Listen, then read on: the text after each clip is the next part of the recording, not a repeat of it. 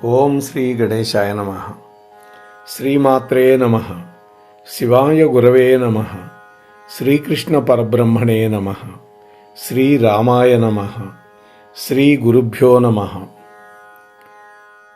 ఈ సంవత్సరం శ్రావణ మాసంలో వరలక్ష్మి వ్రతం 2 సార్లు చేసుకోవాలా, ఎందుకని అనే విషయాన్ని ఈ వీడియోలో మీతో వివరించే ప్రయత్నం చేస్తాను.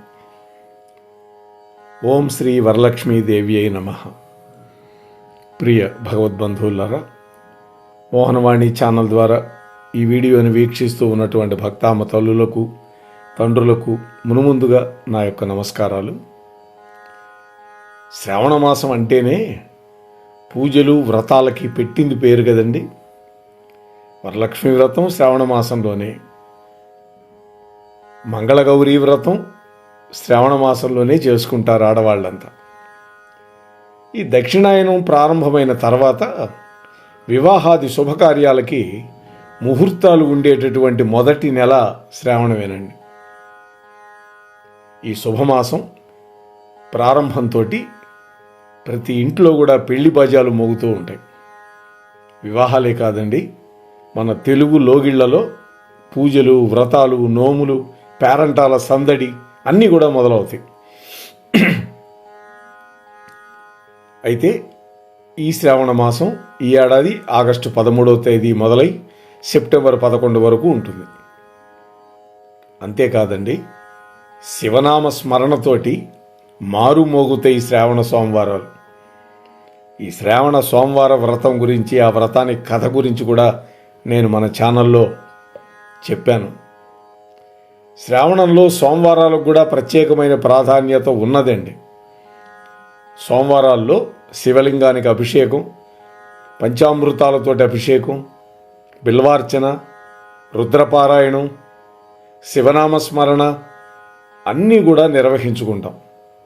తద్వారా ఆరోగ్యం, ఐశ్వర్యం, కుటుంబ వృద్ధి, అలాగే కుటుంబ సౌఖ్యం, మనశ్శాంతి ఇవన్నీ కూడా సోమవార వ్రత నియమాలు పాటించడం వల్ల కలుగుతాయి. శివారాధనలో మరొక విశిష్టమైన సందేశం కూడా పెట్టారండి. పార్వతీ పరమేశ్వరుల యొక్క దాంపత్యం పరస్పర గౌరవం, అన్యోన్యత, త్యాగం, సమన్వయాలకి ప్రతీక. వాళ్ళది అర్ధనారీశ్వర స్వరూపం అండి. అందువల్ల శ్రావణ సోమవారం కేవలం ఒక వ్రత దినంగానే కాకుండా కుటుంబ జీవనంలో ఉండే అనుబంధాలను గుర్తు చేసుకునేటటువంటి ఒక పరమ పవిత్రమైనటువంటి సందర్భంగా కూడా మనం పరిగణలోకి తీసుకోవాలండి. అసలు విషయం ఏంటంటే, ఈ సంవత్సరం వరలక్ష్మి వ్రతం 2 రకాలుగా ఎందుకు చెబుతున్నారు, 2 రోజులలో చెయ్యాలి అని ఎందుకు చెబుతున్నారు? సాధారణంగా వరలక్ష్మి వ్రతం శ్రావణ మాసంలో పౌర్ణమికి ముందు వచ్చే శుక్రవారం నాడు జరుపుతారు. పౌర్ణమికి వచ్చే ముందు శుక్రవారం. అయితే వరాలను ప్రసాదించేటటువంటి శ్రీ మహాలక్ష్మీదేవి కలశంలో ఆవాహన చేసుకొని 16 ఉపచారాలతోటి పూజ, అష్టోత్తర శతనామార్చన, కుంకుమార్చన, తోర పూజ, వాయనదానం మొదలైన కార్యక్రమాలన్నీ కూడా ఈ వరలక్ష్మి వ్రతంలో ముత్తైదు స్త్రీలందరూ చేసుకుంటారు. తద్వారా కుటుంబ క్షేమం, భర్త యొక్క ఆయురారోగ్యాలు, సంతానాభివృద్ధి, ధనధాన్యాల సమృద్ధి, ఇంట్లో సౌభాగ్యం, వీటన్నింటి కోసం సుమంగళి స్త్రీలు ఈ వ్రతాన్ని భక్తి శ్రద్ధలతో అనూచానంగా చేసుకుంటూ ఉన్నారండి. అయితే 2026వ సంవత్సరం శ్రావణ మాసంలో వరలక్ష్మి వ్రత నిర్ణయంలో ఒక ప్రత్యేకత కనిపిస్తోందండి. పరిశీలిస్తే మనం ఇందాక చెప్పుకున్నట్టు సాధారణంగా శ్రావణ పూర్ణిమకు వచ్చే ముందు శుక్రవారాన్ని వరలక్ష్మి వ్రతంగా మనం చేసుకుంటాం. ఈ సంవత్సరం పూర్ణిమ తిథి శుక్రవారంతో వస్తోంది చూడండి. అందుకని ధర్మ నిర్ణయంలో పేర్కొనేటటువంటి నోపాంతే భార్గవదినే అనేటువంటి ఒక నియమాన్ని అనుసరించి పౌర్ణమి వచ్చినటువంటి శుక్రవారాన్ని వరలక్ష్మి వ్రతం చేసుకోవడానికి స్వీకరించవచ్చు అనేటువంటి ఒక నిర్ణయం చెప్పింది.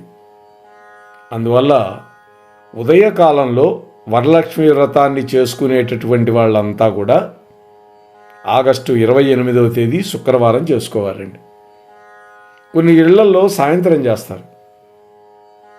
అయితే ఉదయం చేసుకునే వాళ్ళు మాత్రమే ఆ పౌర్ణమి రోజు 28వ తేదీ చేసుకోవాలి.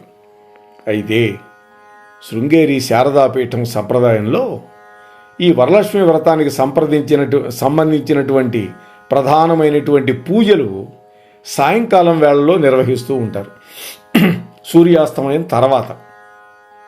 ఈ ఏడాది పౌర్ణమి తిథి సాయంకాలంతో వ్యాపించి ఉండకపోవడం వల్ల పూర్ణిమకు ముందు వచ్చే శుక్రవారమైనటువంటి ఆగస్టు 21వ తేదీనే శృంగేరి పీఠం యొక్క నియమం ప్రకారం వరలక్ష్మి వ్రతం చేసుకోవాలి.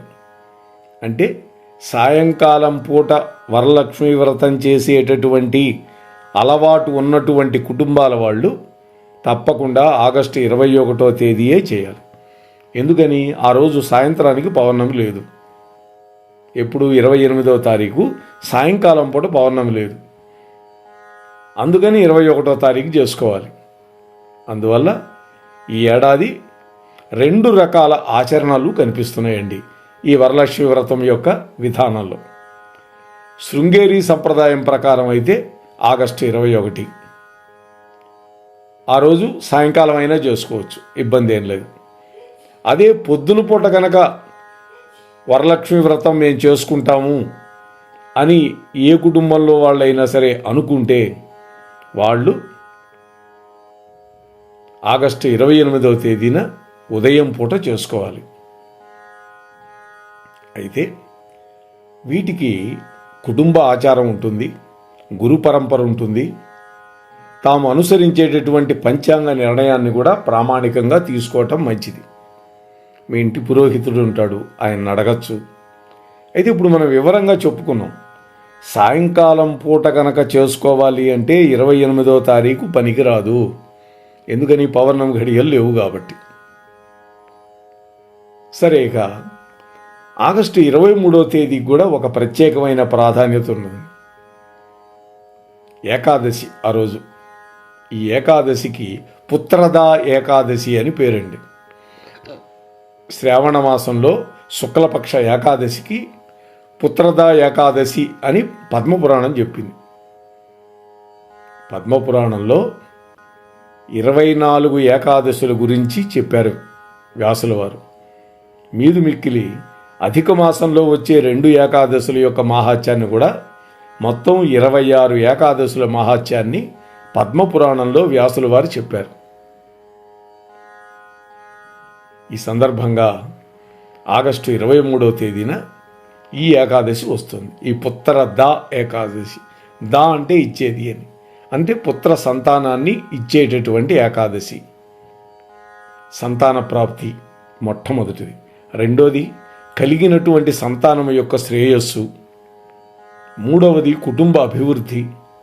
ఈ మూడింటిని కోరుకునేటువంటి వాళ్ళు ఈ ఏకాదశి విశిష్టమైనదిగా మన పురాణ సంప్రదాయం చెబుతుంది, ముఖ్యంగా పద్మపురాణం. శ్రీ మహావిష్ణువు యొక్క ఆరాధన, ఉపవాసము, విష్ణు సహస్రనామ పారాయణం, హరినామ స్మరణ, అలాగే పురాణ శ్రవణం ఈ రోజున తప్పకుండా చేయాలి. అలాగే మరొక ముఖ్యమైనది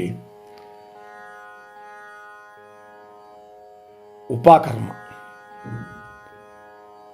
అంటే యజ్ఞోపవీతాన్ని కొత్తది ధరించేటటువంటి సంప్రదాయం ఏదైతే ఉందో దాన్ని ఉపాకర్మ అంటారు. శ్రావణ మాసానికి వేదాధ్యయన సంప్రదాయంలో కూడా ఒక విశిష్టమైనటువంటి స్థానం ఉందండి. ఈ సమయంలో వివిధ వేద శాఖలకు సంబంధించినటువంటి ఉపాకర్మలన్నీ కూడా నిర్వహించుకుంటారు. ఆగస్టు 26వ తేదీన ఋగ్వేదాన్ని పాటించేటటువంటి వాళ్ళు ఉపాకర్మ చేసుకుంటారు. అంటే ఋగ్వేద అధ్యయనం చేసేటటువంటి వేద పండితులు, ఋగ్వేదాన్ని పాటించేటటువంటి బ్రాహ్మణులు, వేద విద్యార్థులు ఆ రోజున ఋషి తర్పణము, నూతన యజ్ఞోపవీత ధారణ, వేద ఆరంభ సంకల్పం మొదలైన కార్యక్రమాలన్నీ చేస్తారు. ఇవన్నీ ఉపాకర్మల కిందకు వస్తాయి. వేదాధ్యయనాన్ని నియమబద్ధంగా పునఃప్రారంభించడమే ఉపాకర్మలో ఉండేటటువంటి ప్రధానమైనటువంటి ఉద్దేశం అండి. వేదాధ్యయనం ఎట్లా పడితే అట్లా చేయకూడదు, నియమబద్ధంగా పునఃప్రారంభించటం అన్నమాట. అదే ఆగస్టు 27వ తేదీన యజుర్వేదంలో ఆపస్తంభ సూత్రాన్ని పాటించేటటువంటి వాళ్ళు ఉపాకర్మలు చేసుకుంటారు. మాది యజుర్వేదమే మేము పాటించేది. అందుకనే ప్రవర చెప్పుకునేటప్పుడు చెప్పుకుంటాం కదా, యజుర్వేద శాఖాధ్యాయి అంటాం కదా, ఆపస్తంభ సూత్ర అని అంటాం. యజుర్వేదాన్ని పాటించేవాళ్ళు, ముఖ్యంగా ఆపస్తంభ సూత్రాన్ని అనుసరించేవాళ్ళు శ్రావణ పౌర్ణమి సందర్భంగా ఈ ఉపాకర్మను ఆచరిస్తారండి. గత సంవత్సరంలో వేదాధ్యయనంలో తెలిసి తెలియక జరిగినటువంటి తప్పులకి ప్రాయశ్చిత్తం చేసుకొని ఋషులను స్మరించుకుంటూ నూతనమైన యజ్ఞోపవీతాన్ని ధరించి మళ్ళా వేదాధ్యయనాన్ని ఆరంభించడమే ఇందులో ప్రధాన ఉద్దేశం. అయితే వాస్తవానికి అందరూ వేదాధ్యయనం చేయటం లేదండి. వేళ్ల మీద లెక్క పెట్టేవాళ్ళు ఉంటారు. ఆ మిగిలిన వాళ్ళు ఏం చేయాలి? ఆ రోజు కొత్త యజ్ఞోపవీతాన్ని ధరించాలి. పాత యజ్ఞోపవీతాన్ని విసర్జించి దానికి ఒక ప్రొసీజర్ ఉంటుంది, దాన్ని ఫాలో అవుతూ చక్కగా నూతన యజ్ఞోపవీతాన్ని ధరించాలి. అలాగే వేదాధ్యయనం చేయటం చేతకాని వాళ్ళు ఏం చేయొచ్చంటే పురాణ పఠనం చేయమన్నారు. అందుకనే వేదవ్యాసుల వారు అందరికీ వేదం అధ్యయనం చేయటం సాధ్యం కాదు కాబట్టి 18 పురాణాలు మన కోసం ఇచ్చారు. అంతేకాదు పంచమ వేదమైన మహాభారతాన్ని మనకు అనుగ్రహించారు. వీటిని అధ్యయనం చేయటం మొదలు పెట్టడమే మళ్ళీ, అంతకంటే ఇంకేం లేదు. కాబట్టి అయితే ఈ ఉపాకర్మ తేదీ నిర్ణయంలో వేదశాఖ, గృహ్యసూత్రం, పౌర్ణమి తిథి వ్యాప్తి, స్థానికమైనటువంటి పంచాంగ సంప్రదాయం వంటి అంశాల మీద ఆధారపడి ఉంటుంది. స్వల్పంగా భేదాలు ఉంటాయి. అందువల్ల ఆయా శాఖల ఆచార్యులు సూచించినటువంటి నిర్ణయాన్ని మాత్రమే అనుసరించడం అనేది సముచితమండి. ఇక రాఖీ పౌర్ణమి, రక్షణకి పవిత్ర బంధం రాఖీ పౌర్ణమి. శ్రావణ పూర్ణిమని రాఖీ పూర్ణిమ లేదా రక్షాబంధనోత్సవంగా కూడా జరుపుకుంటారు. ముఖ్యంగా ఆర్ఎస్ఎస్ వాళ్ళు అద్భుతంగా శాఖల్లో నడుపుతారు ఈ కార్యక్రమాన్ని. నేను కూడా ఒక కార్యకర్తనేనండి. ఒక సోదరి తన సోదరుడి యొక్క చేతికి ఈ రక్షా సూత్రాన్ని కట్టి అతడి యొక్క ఆయురారోగ్యాలు, విజయాలు, క్షేమాన్ని కోరుకుంటుంది. సోదరుడు కూడా తన సోదరికి ప్రేమ, ఆదరణ, రక్షణ, పసుపు కుంకుమలు అందిస్తాను అనేటువంటి ఒక భావాన్ని వ్యక్తీకరిస్తాడు. అయితే రక్షాబంధనం అనేది కేవలం సోదర సోదరీ సంబంధానికే పరిమితమైన పండగ కాదండి. పరస్పర విశ్వాసము, ప్రేమ, బాధ్యత, ధర్మరక్షణ అనేటువంటి విశాలమైనటువంటి భావాలకి రక్షాసూత్రానికి ప్రతీకిది.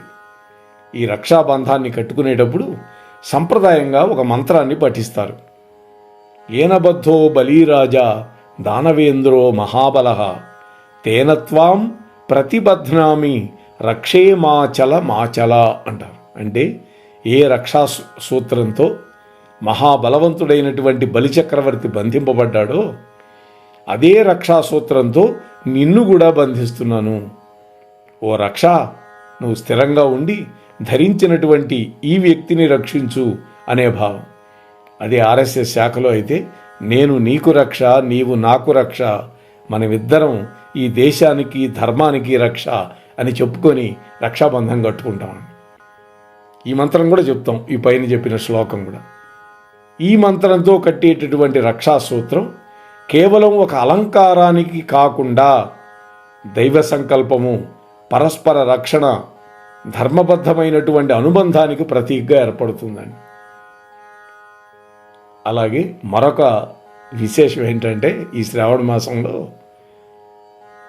గురుమౌఢ్యమి త్యాగం జరిగింది. శ్రావణ శుద్ధ విధియ వరకు కొనసాగింది గురువు మౌఢ్యమి. తదియ నుంచి ఈ గురుమౌఢ్యమి త్యాగం జరిగింది. అందువల్ల వివాహం, గృహప్రవేశం, గృహారంభం, ఉపనయనం మొదలైనటువంటి శుభకార్యాలు మొన్నటిదాకా వాయిదా పడ్డాయి. అయితే ఈ గురుమౌఢ్యమి నివృత్తి అయిన తర్వాత ముహూర్తాలు ఉన్నాయండి. ఆగస్టు 20, 22, 27, 28, 30, 31 తేదీల్లో వివాహానికి, గృహప్రవేశానికి, గృహారంభానికి, దేవతా ప్రతిష్టలకి, ఉపనయనాలకి. వాస్తవానికి ఉపనయనానికి దక్షిణాయనం మంచిది కాదు.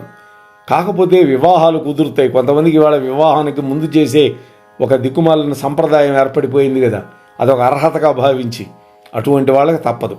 మామూలుగా శాస్త్రోక్తంగా పెళ్లి కంటే చాలా ముందుగా ఉపనయనం చేసేవాళ్ళు ఉత్తరాయణంలోనే చేస్తారు. ఈ మధ్యనే మా మనవడికి కూడా మన జూన్లో ఉపనయనం చేశాం. కాబట్టి ఉపనయనం అనేది కొంచెం ఆలోచించాలి.